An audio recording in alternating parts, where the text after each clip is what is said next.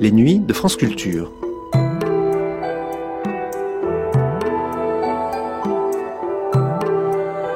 Les nuits de France Culture, une mémoire radiophonique.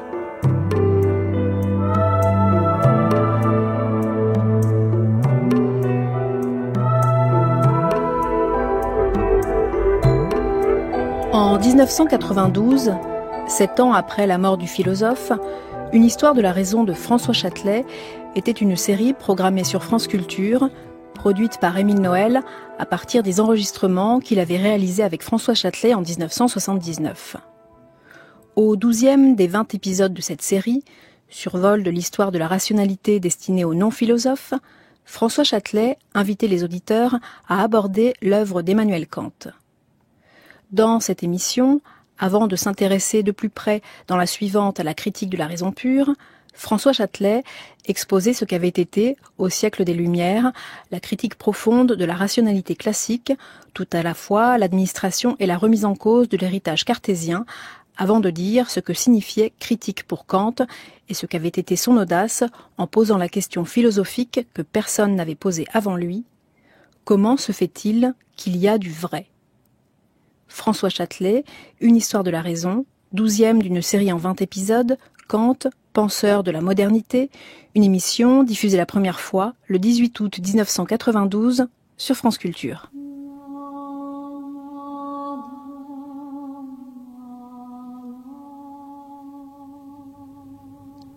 Une histoire de la raison.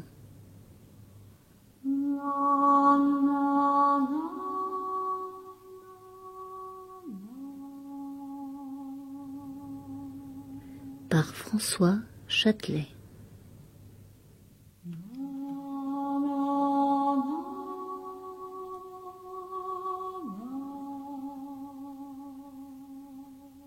Une série d'Émile Noël.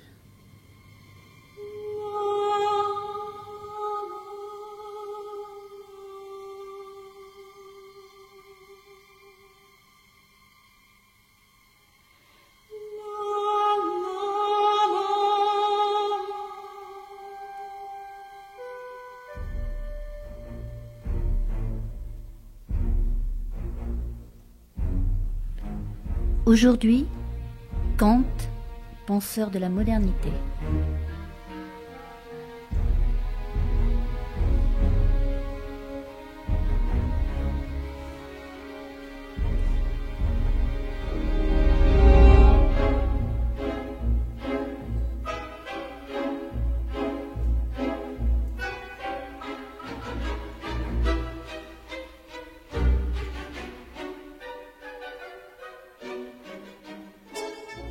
Aujourd'hui, c'est non pas une époque, mais un homme qui sera l'objet de notre conversation. Cet homme est Emmanuel Kant. Il est vrai qu'il s'agit d'un philosophe dont la pensée achève dans une apothéose de l'âge des Lumières. Il s'interroge à la fois sur le statut de la connaissance à partir de l'édifice de Newton et sur les chances de la liberté à partir des luttes qui sont menées par les encyclopédistes contre toutes les tyrannies. Le résultat acquis est spectaculaire, contrairement à ce que pensait la métaphysique. Il n'y a pas de connaissances absolues, mais des connaissances vérifiables. Et en ce qui concerne la liberté, même si sa réalisation entière est improbable, eh bien, elle demeure une tâche infinie, disons. Est-ce que, François Châtelet, on pourrait resituer les choses avant d'aborder l'homme réputé si difficile ? Ce qui est frappant, c'est que précisément Emmanuel Kant réunit ces deux aspects. Les œuvres principales de Kant, on le sait, c'est la critique de la raison pure, qui paraît en 1781, la critique de la raison pratique, qui paraît en 1787, la critique de la faculté de juger, qui paraît en 1790. Malheureusement, nous n'aurons pas le temps de parler de cette dernière, et nous insisterons sur les deux premières critiques. Or, la première d'entre elles, la critique de la raison pure, est essentiellement consacrée au problème de la connaissance, et on va pouvoir considérer que c'est un ouvrage qui est un peu parallèle à l'œuvre cartésienne. De même que Descartes réfléchissait sur la découverte de Galilée et s'efforçait de lui donner un statut réflexif, un statut philosophique, de même Kant va considérer comme centre de sa réflexion les grandes découvertes de Newton à la fin du XVIIe siècle, les prolongements de ces découvertes, et aussi peut-être, c'est là un point controversé, mais nous pouvons malgré tout l'intégrer, les découvertes de Lavoisier dans le domaine de la chimie. Dans la critique de la raison pratique, il se préoccupe du problème moral, du problème de la conduite, et dans les œuvres qui suivront, qui sont des œuvres de philosophie morale, de philosophie du droit et de philosophie de l'histoire, il va réfléchir au statut des sociétés et au destin de l'humanité. Il va en somme s'inquiéter des conduites individuelles et de la conduite collective, de la réalité politique. En somme, chez Kant, il y a une réunion de ces deux rameaux que nous avons examinés séparément dans les émissions précédentes. Oui, c'est ce qui peut justifier notre sous-titre d'aujourd'hui, Kant, penseur de la modernité. Mais toutefois, avant d'aborder l'œuvre, pour faciliter son accès d'ailleurs, est-ce que vous pourriez nous dessiner le cadre qui va nous permettre de mieux saisir tout ce que cette pensée a de novateur? Il faut rappeler d'abord que Kant se situe à la fin d'une époque. 1781, Kant est déjà âgé quand il écrit la critique de la raison pure, et il s'inscrit dans le contexte de ce vaste mouvement d'idées qu'on appelle en Allemagne Aufklärung, expression que l'on peut traduire par illumination, et en France qu'on appelle l'âge des Lumières. C'est un Aufkläreur, c'est un penseur des Lumières.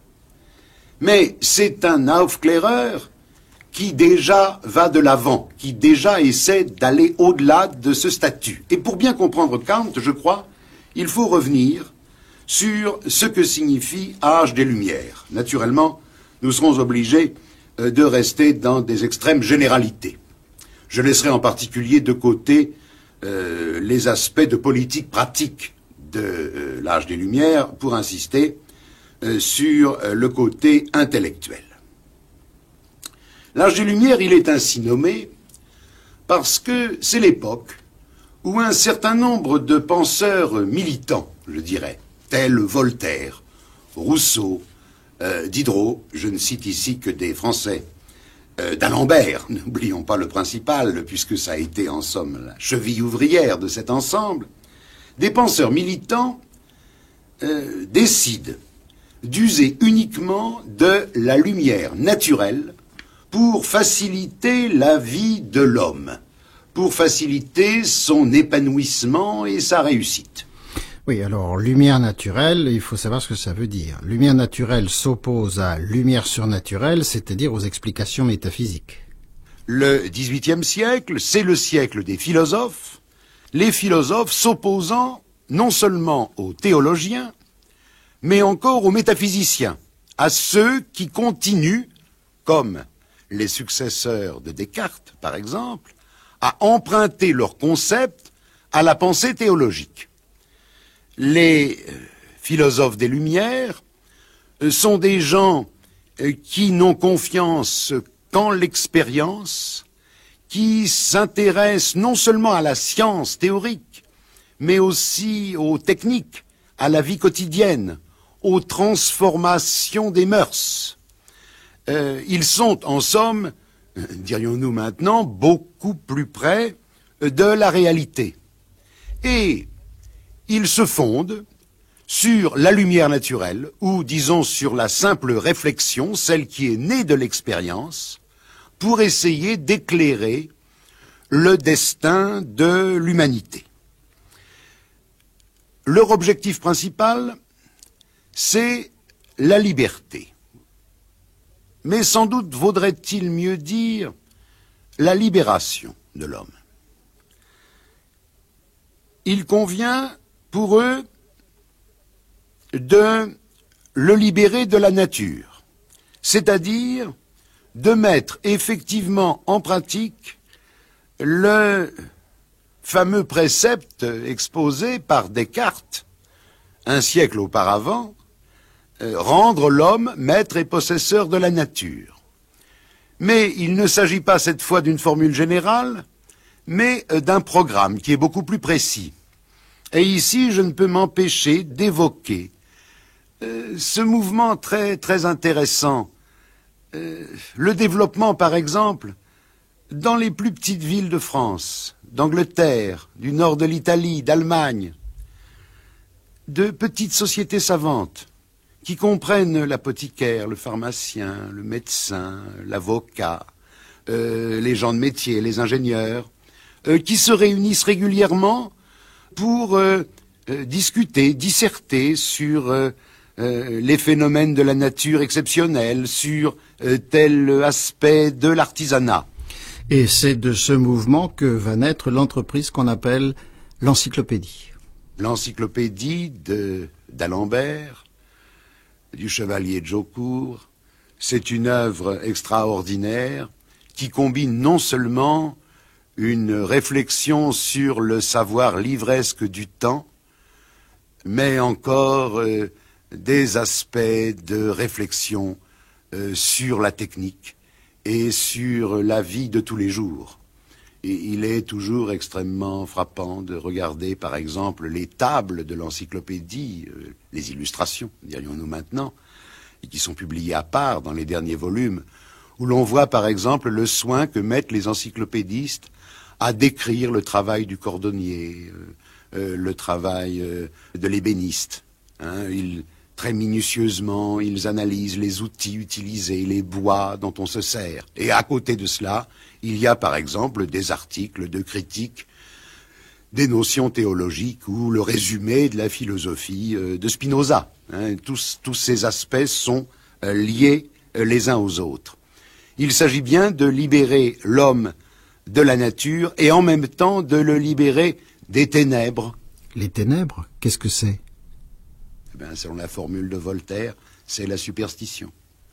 Voltaire n'était pas anti-religieux, il n'était probablement pas athée, mais en tout cas, il était ennemi de la superstition, c'est-à-dire de la retombée de la religion dans le fanatisme et dans l'obscurantisme. Libérer aussi l'homme des passions. Quand on parle de lumière naturelle, il faut voir que même les personnalités religieuses s'en servent. C'est l'époque où naît, par exemple, contre la théologie sacrée, c'est-à-dire la théologie qui se fonde uniquement sur la Bible, une théologie qui s'efforce de raisonner sur Dieu avec les seules forces de l'expérience. Et puis aussi, bien sûr, l'aspect politique qu'on ne peut pas méconnaître, car c'est quand même l'axe important. Il s'agit de libérer l'homme de la tyrannie, tyrannie des coutumes, tyrannie des institutions archaïques qui ne conviennent plus à la nouvelle civilisation matérielle qui est en train de se mettre en place, et aussi tyrannie des pouvoirs. Il faut bien dire d'ailleurs que dans cette entreprise, les philosophes des Lumières vont avoir des alliés parmi les souverains eux-mêmes. Ce sont les despotes éclairés qui accueilleront ce mouvement de libération. Eh bien, Kant se situe dans cette perspective, très généralement. Il n'a pas du tout, nous le verrons, le programme cartésien de maîtrise de la nature. Il est beaucoup plus modeste et peut-être aussi d'une autre manière beaucoup plus ambitieux en ce qui concerne l'homme. Mais ce qu'il y a de certain, c'est qu'il espère en une transformation complète de la nature humaine. Il pense que l'homme est perfectible. Et bien sûr, l'idée qui domine toute cette époque, c'est l'idée du progrès. Kant se situe dans la perspective du progrès. Et il le fait, je crois, avec une modération, une profondeur qui le rend, de ce point de vue, encore exemplaire pour nous. Il y a aussi un deuxième aspect de ce XVIIIe siècle sur lequel je veux insister avant d'aborder l'œuvre de Kant. C'est l'aspect proprement philosophique. Et celui-ci se présente très schématiquement comme une administration et en même temps une mise en cause de l'héritage cartésien. Car, au fond, Descartes est un homme qui lègue à la postérité deux messages qui ne vont pas nécessairement ensemble. D'une part, il se fait l'apologiste de la science. En ce sens, il se tourne vers la nature, il considère que les considérations naturelles, la philosophie naturelle, comme on disait à l'époque, c'est-à-dire la physique, est importante, et il oriente la pensée dans la direction de la science et de la transformation de la nature par les techniques humaines. Mais d'autre part, Descartes est un philosophe qui reste profondément classique. Les concepts qu'il utilise sont les concepts empruntés à la théologie. Son vocabulaire, par exemple, son vocabulaire proprement philosophique, est un vocabulaire que les théologiens de l'époque comprennent fort bien. Et c'est pourquoi il entre si facilement en discussion avec eux. Alors on pourrait dire que Descartes est novateur quand il propose une tâche originale à l'homme, par exemple maîtriser la nature, mais que par ailleurs il continue à penser, en tout cas à s'exprimer, avec les concepts de la théologie et de la métaphysique classique de son temps. En fait, il reste partisan des idées innées. Par exemple, Descartes pense que Dieu a inscrit en l'homme, en chaque homme, des semina veritatis, des semences de vérité, c'est le mot qu'on emploie pour désigner les idées innées, des semences de vérité, que l'expérience a seulement pour fonction de réveiller. C'est là une idée très classique et qui, d'une certaine manière, est assez proche de la position platonicienne. Alors, du coup, le cartésianisme suscite deux mouvements.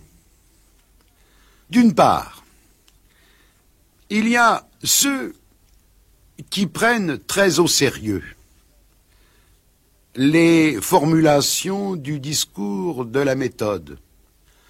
Ne rien admettre pour vrai que je ne le connusse évidemment être tel. Qui veulent passer tout énoncé au crible de la raison, qui refusent tout arbitraire. Ceux-là vont devenir les philosophes empiristes, qui vont soumettre Descartes, en quelque sorte, à ses propres critères, qui vont critiquer le cartésianisme sur les bases de la méthode cartésienne elle-même. Et puis d'autre part, il y aura une espèce de cartésianisme d'école qui produit d'ailleurs des penseurs d'une très grande ampleur, par exemple Spinoza ou Leibniz, mais qui vont faire des découvertes, mais qui ne s'inscrivent pas absolument dans ce courant novateur. Pour Leibniz, les choses seraient beaucoup plus compliquées, dans la mesure où il fait de très grandes inventions, à la fois dans le domaine biologique, dans le domaine mathématique et dans le domaine technique. Mais, hélas, nous ne pouvons pas parler de tout. Notons simplement que le cartésianisme est à l'origine d'un courant qui le critique et qui va provoquer l'apparition, au milieu de ce XVIIIe siècle, d'un penseur de très haute taille, qu'à mon avis on ne considère pas assez en France, et qui est l'Écossais David Hume. Alors quelle est la grande découverte ou la grande intuition de David Hume?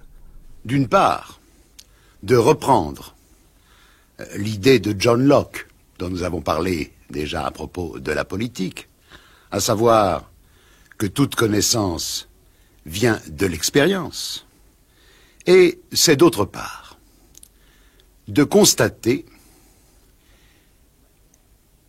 que la cause ne peut pas être dite raison.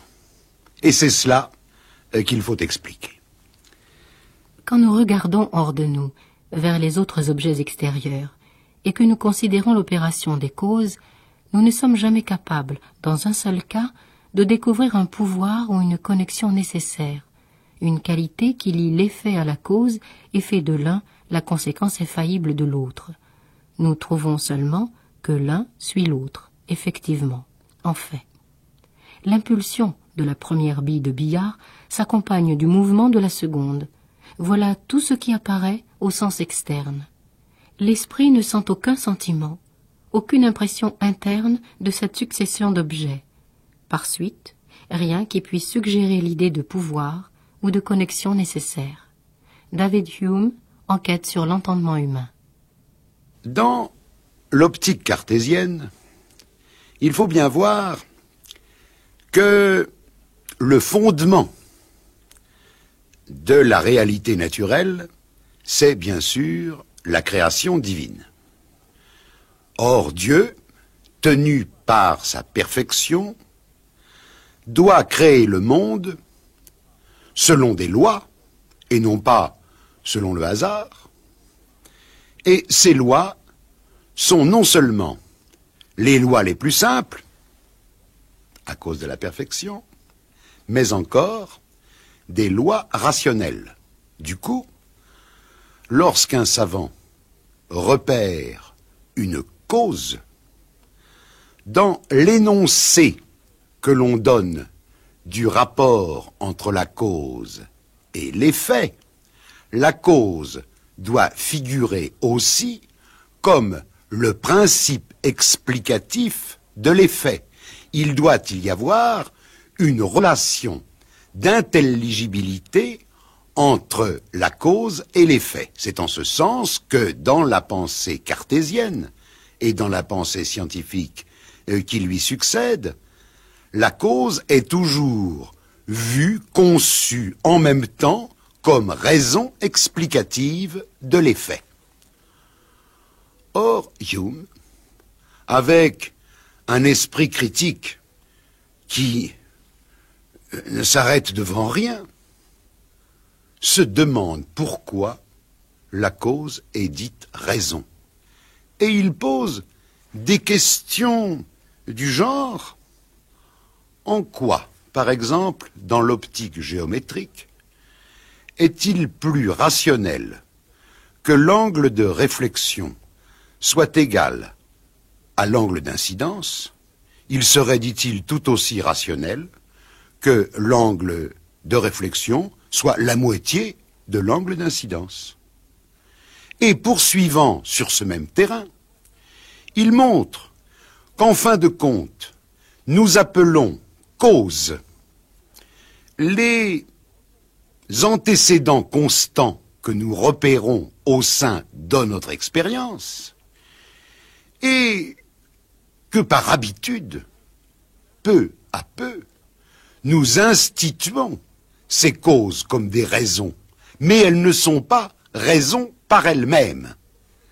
Et ici, il faut peut-être quand même se référer à Leibniz, dont j'avais peur de parler car c'est un penseur extrêmement complexe, mais de ce fait il s'impose. Descartes, à la suite des recherches de Galilée, avait énoncé le théorème de ce qu'on appelait à l'époque les forces vives, et qu'on appelle aujourd'hui, je crois, l'énergie cinétique. Oui, la force vive, selon Descartes, est égale à un certain produit de la masse par la vitesse. Et réfléchissant toujours dans la perspective de la perfection divine, c'est-à-dire des lois les plus simples, Descartes avait donc tout simplement énoncé: la force vive est égale au produit, à un certain produit de la masse par la vitesse. Leibniz, qui était beaucoup plus près de la réalité sensible que Descartes, qui était beaucoup plus expérimentateur, s'amuse à mesurer le rebond de petites boules élastiques. Et il constate que cette loi énoncée par Descartes n'est pas bonne. Qu'en fait, comme nous le savons aujourd'hui, nous avons appris ça en classe, l'énergie cinétique est égale à un certain produit de la masse par la vitesse au carré. Et le fait que s'introduise ici un carré, ce n'est pas rationnel. Il serait plus simple que ce soit un produit de la masse par la vitesse. Mais voilà, c'est un produit de la masse par la vitesse au carré. Et ainsi de suite. Lorsque l'on considère la complexité de la réalité naturelle, analysée par des expériences communes, mais aussi de plus en plus précisément par des expérimentations contrôlées, on s'aperçoit que la nature obéit à des lois qui tantôt sont simples, tantôt complexes, qu'il n'y a pas, en fait, dans ce domaine, de règle générale, qu'en fait, c'est la nature, telle que nous la voyons à travers l'expérimentation, qui ordonne, et non pas une pensée préalable. Oui, par conséquent, Hume tire de ses réflexions qu'il n'y a pas de nécessité supérieure qui fasse que le monde soit comme ceci plutôt que comme cela. Le monde est comme cela, et il nous faut essayer de le rendre intelligible avec les moyens dont nous disposons, c'est-à-dire avec les moyens de l'expérience. Il n'y a pas un ordre du monde qui correspond à une raison supérieure, homogène et unifiée. Il y a des ordres du monde que nous avons à essayer de saisir, que nous avons à essayer de comprendre. Il est remarquable d'ailleurs que Hume s'oriente quant à lui de plus en plus vers une espèce de physique de la qualité sensible et que de plus en plus, rompant complètement avec le problème cartésien, il veut faire de la science simplement un moyen de mieux vivre quotidiennement.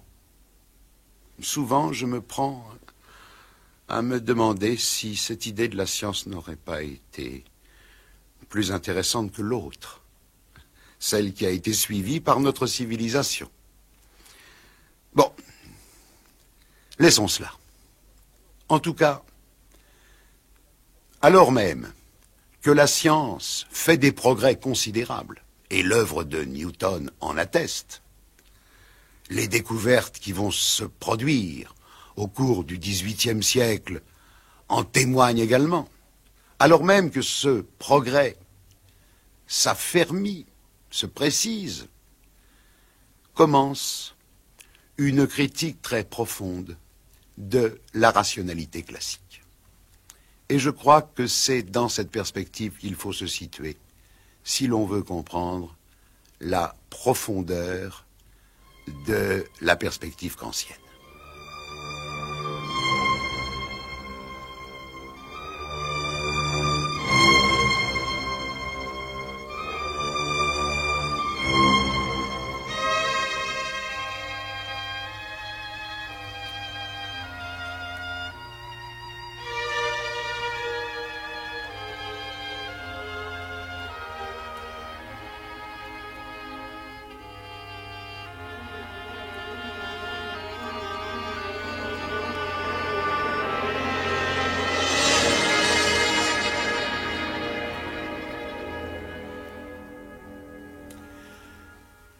Il est temps d'en venir à la théorie kantienne de la connaissance, premier volet de notre analyse, ce volet qui correspond à la critique de la raison pure. La grande nouveauté de Kant, c'est probablement d'avoir eu l'audace de poser une question qui affleurait constamment dans les discours philosophiques portant sur la vérité depuis Platon, mais que jamais, je crois, aucun penseur n'avait vraiment radicalisé. Kant, en somme, a l'audace exceptionnelle de poser la question: comment se fait-il qu'il y a du vrai? Jusqu'ici, les philosophes, et en particulier les grands métaphysiciens classiques, Descartes, Spinoza, Malebranche, Leibniz, ont en quelque sorte tenu pour évident qu'il y ait du vrai. C'était pour eux une manière d'axiome, préalable à toute espèce d'exercice philosophique. Et dès lors, pour eux, la question était celle de l'erreur. Comment se fait-il, se demandait Descartes, que l'homme se trompe? Et on le comprend aisément si l'on songe à l'ambiance théologique dans laquelle ces penseurs se situaient. Car pour le théologien, il n'y a pas, en somme, de problème. Dieu ayant créé d'un même mouvement l'homme et la nature, a créé l'homme, sa créature préférée, comme capable de connaître la nature. Et dès lors, la question philosophique de l'erreur devient un peu parallèle à la question théologique du péché. Oui, c'est vrai que s'il y a un problème de théologie, c'est bien celui-là. Comment se fait-il que Dieu, tout-puissant et infiniment bon, a créé Adam en sachant de toute éternité qu'il serait un pécheur? Les théologiens ont d'ailleurs d'admirables réponses. Le philosophe de la rationalité classique de type cartésien pense que l'homme a été créé avec la faculté de connaître, et le grand problème qui se pose à lui est de savoir comment il se fait qu'il ne connaît pas toujours comme il faut, comment il se fait qu'il se trompe. Or voici que Kant, lui, se pose une question plus radicale, je dirais plus philosophique, puisque il a été posé au départ que la philosophie s'efforce de radicaliser toujours ces questions, de les rendre toujours plus profondes et plus percutantes. Kant se pose la question de savoir comment il se fait qu'il y a du vrai. Et pour répondre à cette question, il se décide à adopter une attitude critique. Que signifie critique dans Critique de la raison pure ou dans Critique de la raison pratique ou Critique du jugement? La critique part du fait qu'elle expliquera par ailleurs qu'il y a du donné.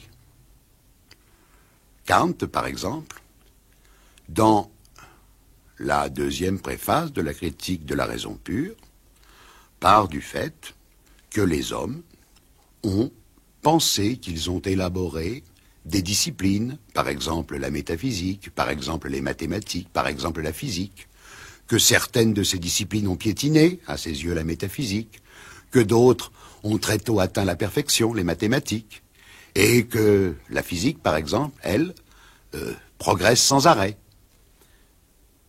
Mais il ne s'agit pas de tenir ce donné pour un dogme.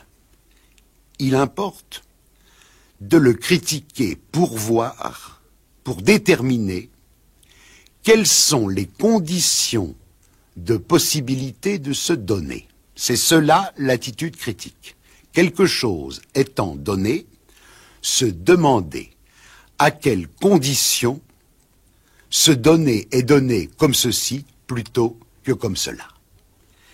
Kant prend donc pour point de départ, dans sa théorie de la connaissance, le fait que la pensée humaine a élaboré la mathématique, la physique, Galilée, mais aussi l'admirable édifice newtonien, et la métaphysique. Et il passe ses activités, ses productions, au crible de sa réflexion.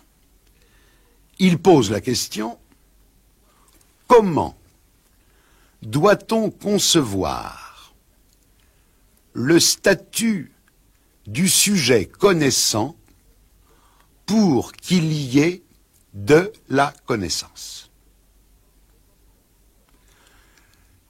Comment doit-on concevoir l'objet connu, ce qu'on a coutume d'appeler dans le vocabulaire quotidien la réalité, pour qu'il y ait de la physique et de la mathématique?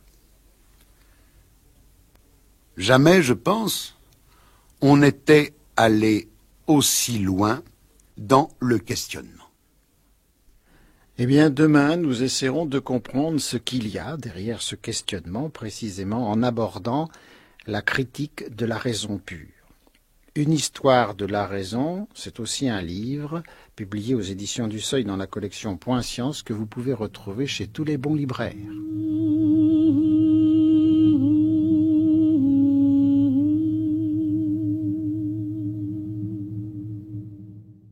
C'était Kant, penseur de la modernité, le 12e des 20 épisodes de François Châtelet, Une histoire de la raison, une série d'entretiens avec le philosophe, proposée et présentée par Émile Noël. Première diffusion le 18 août 1992 sur France Culture. À suivre. Téléchargement et réécoute à la page des nuits sur le site franceculture.fr et sur l'application Radio France.